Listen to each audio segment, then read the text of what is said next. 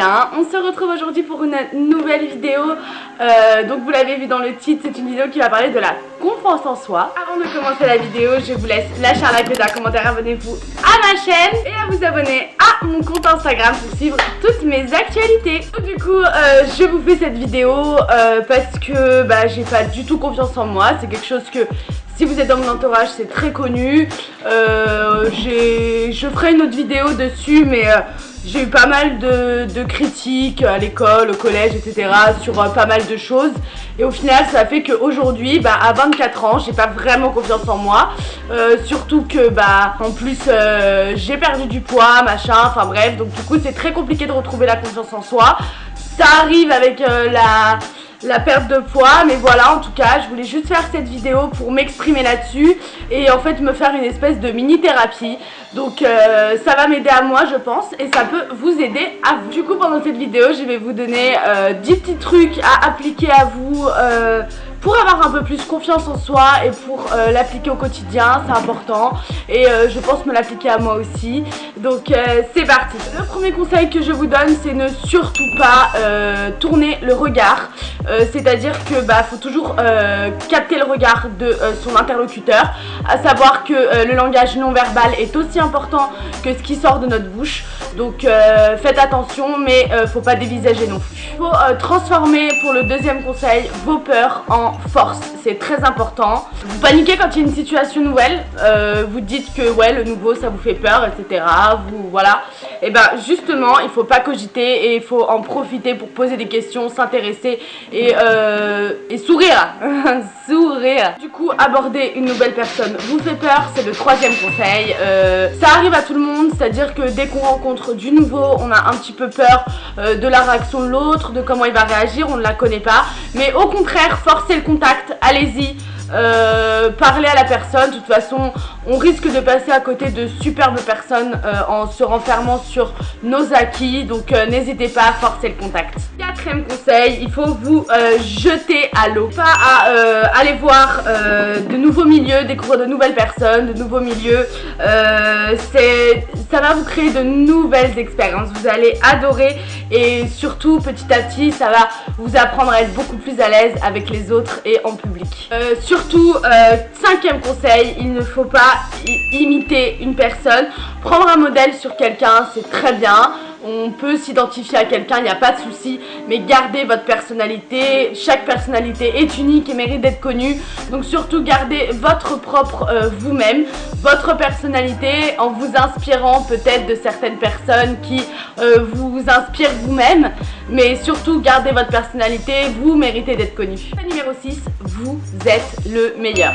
Gardez deux phrases en tête surtout, c'est « je peux y arriver » et « je suis le ou la meilleure ». Moi, ça me fait penser un petit peu à la phrase de Lena Situation, donc plus égale plus. Donc toujours garder ça en tête, vraiment c'est très important. Une pensée positive peut en engendrer une autre de toute façon. Donc plus égale plus. Septième conseil, il faut vous affirmer, c'est très important. Parler fort, c'est pas un signe de confiance en soi, mais ça peut aider quelque part. C'est toujours mieux que de chuchoter en parlant, de toute façon. Et surtout, il faut regarder son interlocuteur dans les yeux pour que votre discours ait une crédibilité, c'est très important. Huitième conseil, ça passe super vite comme vidéo, n'hésitez pas à me dire en commentaire et à aimer si vous aimez. Du coup, huitième conseil, il faut vous fixer de vrais objectifs, c'est-à-dire que vous avez un sentiment d'échec dans votre vie, il faut du coup, rien n'est inaccessible, c'est-à-dire que rien n'est impossible, rien n'est inaccessible, c'est juste la clé, le réalisme. Ne vous fixez pas des objectifs irréalisables, genre je veux devenir milliardaire en 2 jours, mais voilà, apprenez à connaître vos capacités et vos limites, c'est très important pour que justement l'échec, il soit quasiment jamais là. Dernier conseil, 9e conseil, acceptez vos erreurs pour avancer.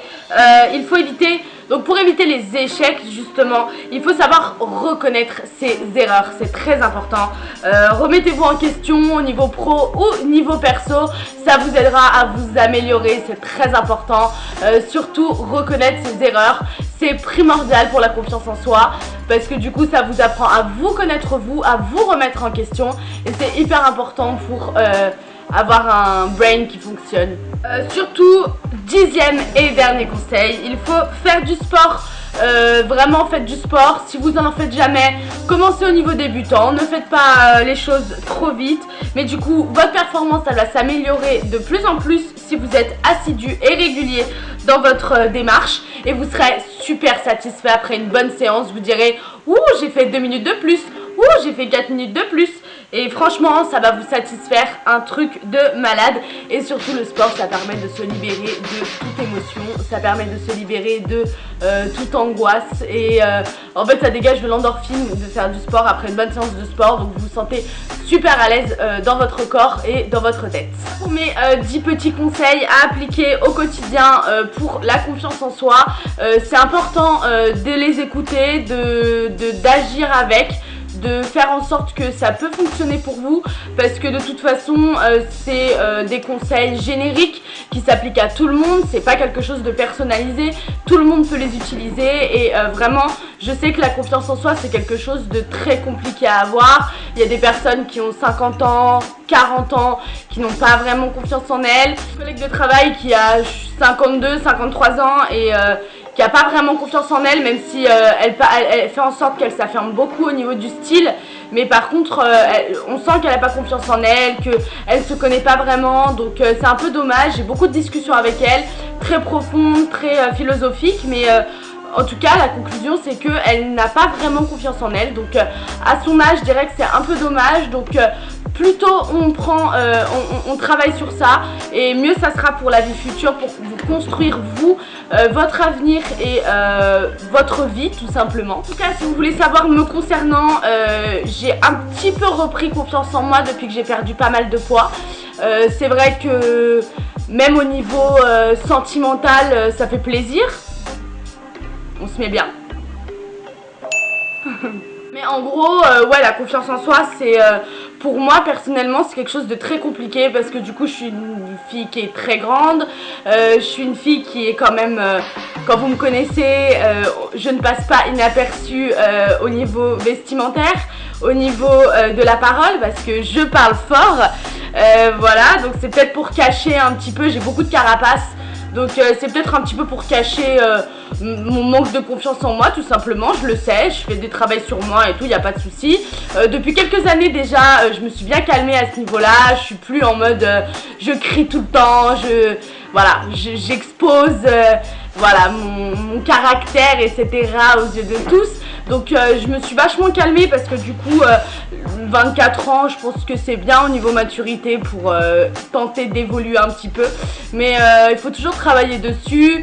Et voilà, la confiance en soi, c'est vrai que du coup j'ai toujours eu envie de faire une chaîne YouTube, mais j'avais tellement peu confiance en moi, tellement peur de ce que les personnes peuvent dire, de justement des j'aime pas, des choses comme ça, des commentaires complètement horribles, que j'ai jamais tenté jusqu'au moment où j'ai perdu du poids.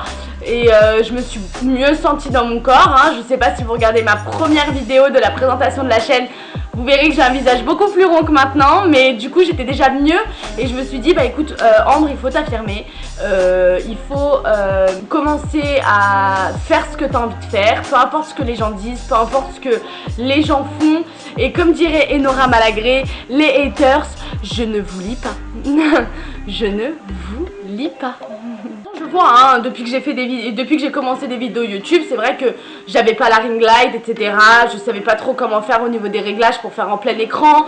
Je débutais vachement, et en fait bah il s'avère que je débute et j'avais quand même pas mal de critiques, mais des critiques pas très constructives, beaucoup de j'aime pas, beaucoup de trucs comme ça, alors que je veux juste m'améliorer.